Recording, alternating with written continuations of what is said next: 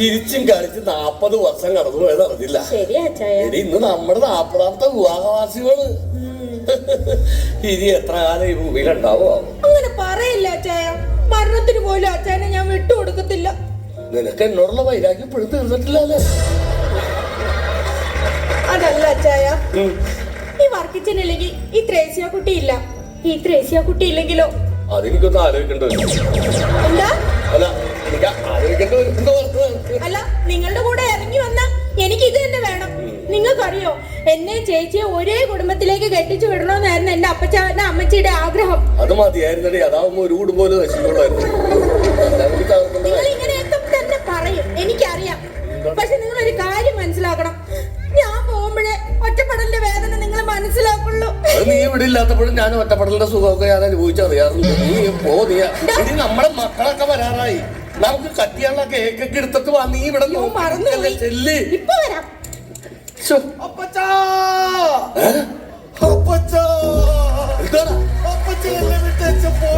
നിന്റെ അപ്പച്ചനാണോ ഇവിടെ നിൽക്കണത്? ഞാനാണോ ഇവിടെ നിൽക്കണത്? അപ്പൊ അപ്പച്ചൻ പോയില്ലേ? ഇല്ല.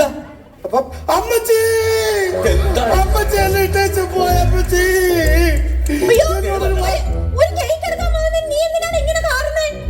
നിങ്ങൾ ആരെ പോയ ശരിക്കും? എന്താണ് നിനക്ക് പറ്റിയത്? പിന്നെ എന്തിനാ എമർജൻസി എന്ന് പറഞ്ഞ് വിളിച്ചു വരുന്നത്? ഇവിടെ കത്തിക്കാനായിട്ടൊരു എമർജൻസി ലാമ്പ് വേണം. അതുകൊണ്ട് വരാനില്ല നിന്നോട് ഞാൻ പറഞ്ഞോളൂ. അല്ല, നീ ഒറ്റയ്ക്കാണോ ഇങ്ങോട്ട് വന്നത്? വെറോണിക്കനെ കൊണ്ടുവന്നില്ലേ? വെറോണിക്ക അവിടെ തിരക്കല്ലേ? എന്ത് തിരക്ക്? വെറോണിക്ക അവിടെ പഠിച്ചുകൊണ്ടിരിക്കല്ലേ? എന്ത് പഠിക്കുന്നു? അവക്ക് ഒരു 10-16 ഭാഷ അവള് കൈകാര്യം ചെയ്യുമല്ലോ. 16 ഭാഷ അറിയാമോ? നിന്നെ സമ്മതിക്കണോട്ടാ. ഒറ്റ ഭാഷ അറിയാവുന്ന ഇവളുടെ മുമ്പിൽ ഞാൻ എങ്ങനെ പിടിച്ചിരിക്കണമെന്ന് എനിക്കറിയാം. 16 ഭാഷയിലൊക്കെ അവളുടെ ചീത്ത വിളിച്ച് കഴിക്കണം. എനിക്ക് വിഷയമാ. അപ്പച്ചന്റെ മോളല്ലേ, എനിക്ക് ഒറ്റ ഭാഷയിൽ അറിയാവുള്ളൂ. അതെ, നിന്നെ വിളിച്ചു വരുന്നത് വേറൊന്നുമല്ല. അപ്പച്ചന്റെ അമ്മച്ചിന്റെ 40ാമത്തെ വിവാഹവാർഷികമാണ്. അപ്പൊ എല്ലാവരും വിളിച്ചു വരുത്തിയിട്ടുണ്ട്. അപ്പൊ ഈ കേക്കൊക്കെ കട്ട് ചെയ്ത് നമുക്ക് ഇന്നൊന്ന് ആഘോഷിക്കണം. മോളിക്കുട്ടിയൊക്കെ ഇപ്പൊ വരും. അയ്യോ, മോളിക്കുട്ടി സണ്ണിക്കുട്ടിയും വന്നു.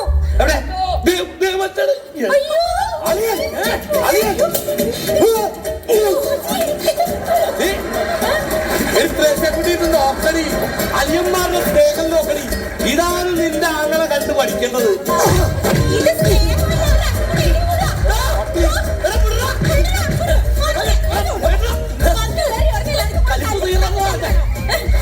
നാളത്തേക്ക് മാറ്റി വെച്ചാ അമ്മച്ചി നാളെ മാഫി ചേച്ചി വിളിച്ചോണ്ട് വരും.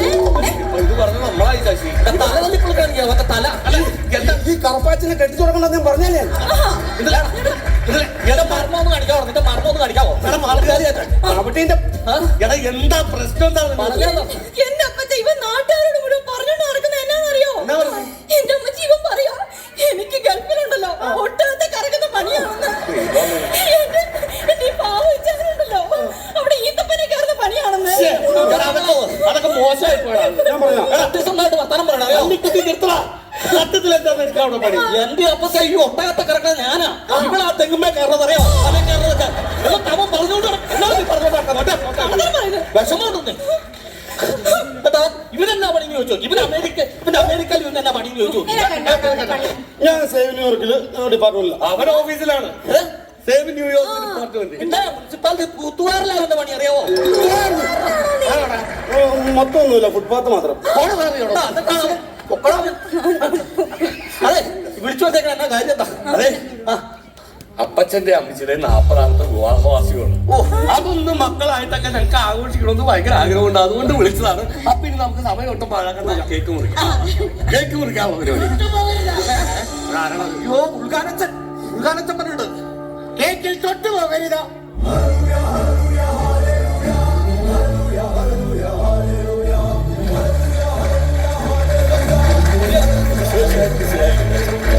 ഞാനില്ലാതെ കുമ്പസാരം നടത്തിയാൽ ഞാൻ ക്ഷമിക്കും. കുർബാന നടത്തിയാൽ ക്ഷമിക്കും. ഞാനില്ലാതെ ഫുഡടിച്ചാൽ ക്ഷമിക്കില്ല.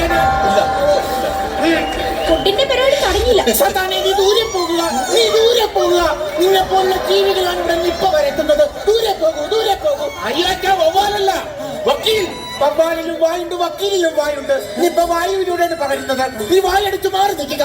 അതെ, ഞാൻ പോകാൻ കണ്ടപ്പോ തന്നെ മനസ്സിലായി നീ പോത്താണെന്ന്. അഡ്വക്കേറ്റ് പോത്തൻ. ഓ, അഡ്വക്കേറ്റുമാരിൽ പോത്തനുണ്ടോ?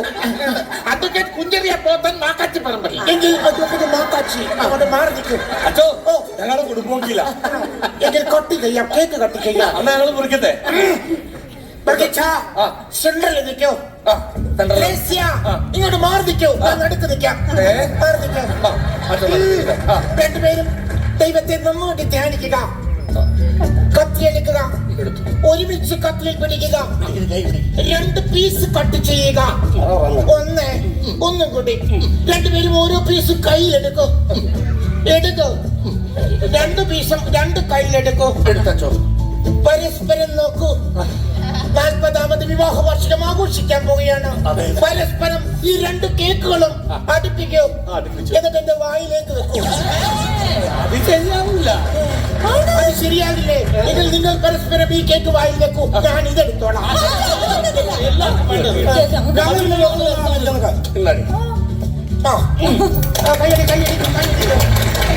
എന്തായാലും 40ാമത് വിവാഹ വാർഷികം ആഘോഷിക്കുന്ന ഈ വർഗീച്ചായൻ അദ്ദേഹത്തെ കുറിച്ച് ഈ വേളയില്ല അദ്ദേഹത്തെ കുറിച്ച് 2 വാക്ക് പറയാൻ ഞാൻ ആഗ്രഹിക്കുകയാണ്. അച്ഛാ, 1 മിനിറ്റ്. വെറോണിക്ക അമേരിക്കന്ന് ലൈവിലുണ്ട്. ലൈവ് എല്ലാവരും കാണട്ടെ. പിന്നെ വേണ്ട, അമേരിക്കക്കാർ മൊത്തം അറിയട്ടെ. 40ാമത് വിവാഹ വാർഷികം ആഘോഷിക്കട്ടെ. അതൊക്കെ ഒരു സന്തോഷമാകട്ടെ.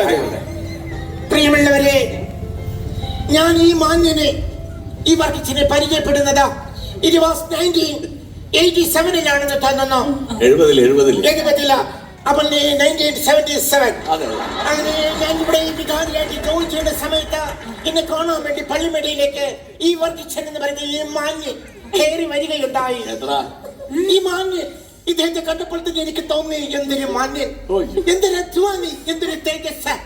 പക്ഷേ അന്ന് രാത്രി തന്നെ ഈ മാന്യൻ വെറും പകൽ മാന്യനാണെന്ന് എനിക്ക് മനസ്സിലായി. കാരണം എന്റെ കപ്പത്തോട്ടത്തിൽ കയറി കോപ്പ കട്ടി പറിച്ച് തിന്നവനാണ് ഈ വർഗീച്ചനെന്ന് പറഞ്ഞ വെരിച്ചാതി. അന്ന് ഞാനും കപ്പ്യാരും കൂടി ഒരു മൽപിടുത്തത്തിലൂടെ ഈ വർഗീച്ചനെ ഞങ്ങൾ പിടിച്ചു തെങ്ങിൽ കെട്ടിയിട്ട് തല്ലി. നാട്ടുകാരും തല്ലി. പക്ഷേ നിങ്ങളൊന്ന് വിചാരിക്കണം, ഞങ്ങൾ തല്ലിക്കഴിഞ്ഞു പോയപ്പോൾ ആ കെട്ടടിച്ച് കെട്ടിയിട്ട് തെങ്ങിൽ കയറി തേങ്ങ കട്ടവനാണ് ഈ തേങ്ങ. അങ്ങനെ കപ്പയും തേങ്ങയും തൊട്ട് മാന്യനായി 40 വർഷം ആഘോഷിക്കുന്ന ഈ വർഗീ പെരിച്ചാഴിക്ക് ഞാൻ അനുശോചനം രേഖപ്പെടുത്തുന്നു. ഇതിലും വേണ്ട ഒരു നീറ്റെടുത്ത് എന്റെ ധൈര്യത്തേക്ക് വെക്കണമായിരുന്നു. അച്ഛൻ എന്റെ വീട്ടിലോട്ടൊന്ന് വരണം. എന്നാത്തിനോ? ഞാനൊരു പുതിയ പട്ടിയെ വാങ്ങിച്ചു. ഭർത്താവേ, സാധാരണ പുതിയ വണ്ടി മേടിക്കുമ്പോഴാണ് അച്ഛനെ വിളിക്കുന്നത് വെഞ്ചരിക്കാൻ. ഇത് പട്ടീനെ വിളിച്ചിട്ട് വെഞ്ചരിക്കാനോ? ശരി ശരി, വരാം. പട്ടി കടിക്കുമോ? അല്ല, അത് കടിക്കുമെന്നറിയാൻ വേണ്ടി അച്ഛൻ വരാൻ പറഞ്ഞു. എന്നെ പട്ടീനെ കടിപ്പിക്കാനുള്ള പരിപാടിയാണല്ലേ, ഞാൻ വരത്തില്ല.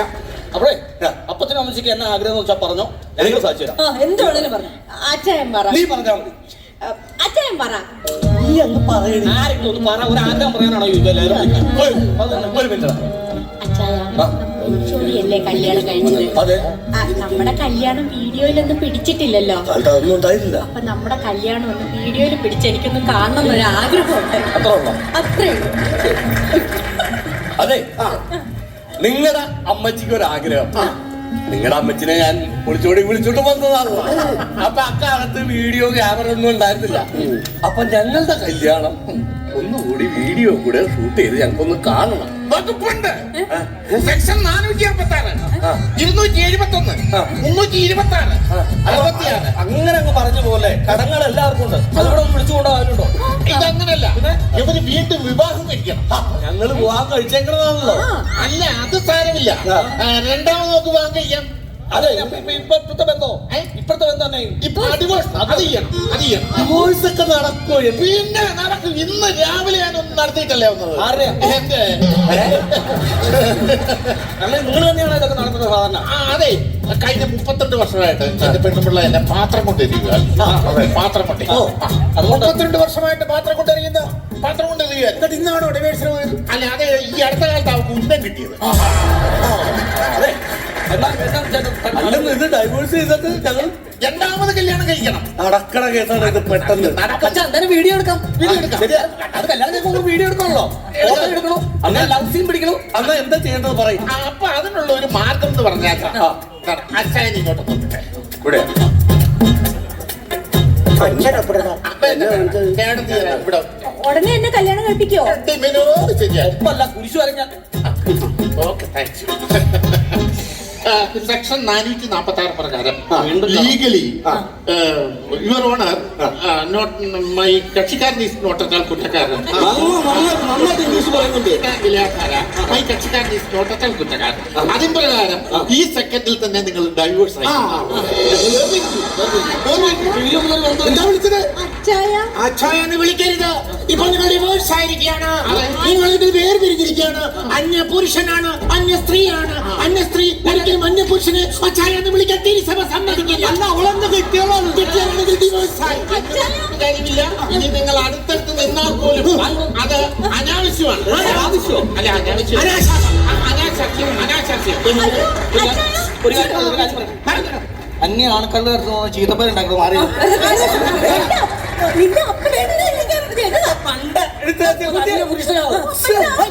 ഞങ്ങളുടെ അമ്മച്ചിനെ കെട്ടണമെങ്കിൽ ഞങ്ങളുടെ പെണ്ണ്, ഇപ്പൊ ഞങ്ങളുടെ ഭാഗത്ത് നിൽക്കുന്ന പെണ്ണാണ്, നിങ്ങളുടെ ഭാഗത്ത് നിൽക്കുന്ന ചെറുക്കനാണ്.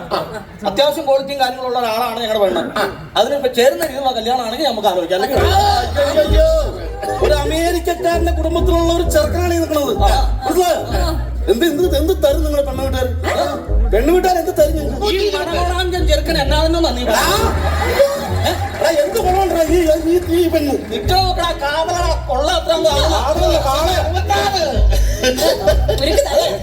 എനിക്കൊന്നും വേണ്ട, ഞങ്ങളെ കെട്ടിച്ചാ മതി. എന്താ ക്വാളിറ്റി പറഞ്ഞാലും ഇത്രയും നല്ല ചേട്ടൻ എവിടെ കിട്ടാനാ?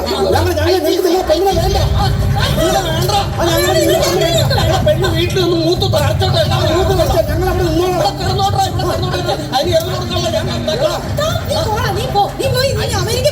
നീ പോടി, നീ പനക്കറ പോടി.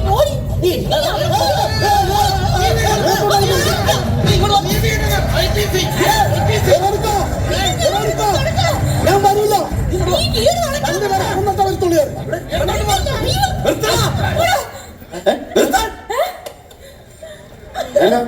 ഞങ്ങള് പിന്നെ കെട്ടി. ഒരുത്തന്റെ സഹായമില്ലാതെ ഞങ്ങള് കെട്ടി. ഇത് വല്ലാത്ത ചതിയായി പോയല്ലോ. എന്ത് കതി? അപ്പത്തെ ഒരു കാര്യം എന്നാണേലും നിങ്ങൾ എല്ലാം കഴിച്ച കാര്യങ്ങളൊക്കെ ശരി. ഇനി മക്കൾക്കുള്ള വീതം എന്നാന്ന് വെച്ചാൽ ഇപ്പൊ തന്നെ തിരിച്ചു തന്നെ അതെന്റെ മക്കളുള്ളതാണത്. അതറിയാം ആർക്കൊക്കെ എങ്ങനെയൊക്കെ പറഞ്ഞു തരാം. ഞങ്ങൾ എന്തായാലും രണ്ടാമത് കെട്ടിയതാണല്ലോ. അപ്പോ ഇനി ഞങ്ങൾക്ക് കുട്ടികളുണ്ടാവുമ്പോ ആ മക്കൾക്ക് ഞങ്ങൾ ആ സ്വത്തുക്കൾ മുഴുവൻ കൊടുത്തേക്കാം. നല്ല തീരുമാനം.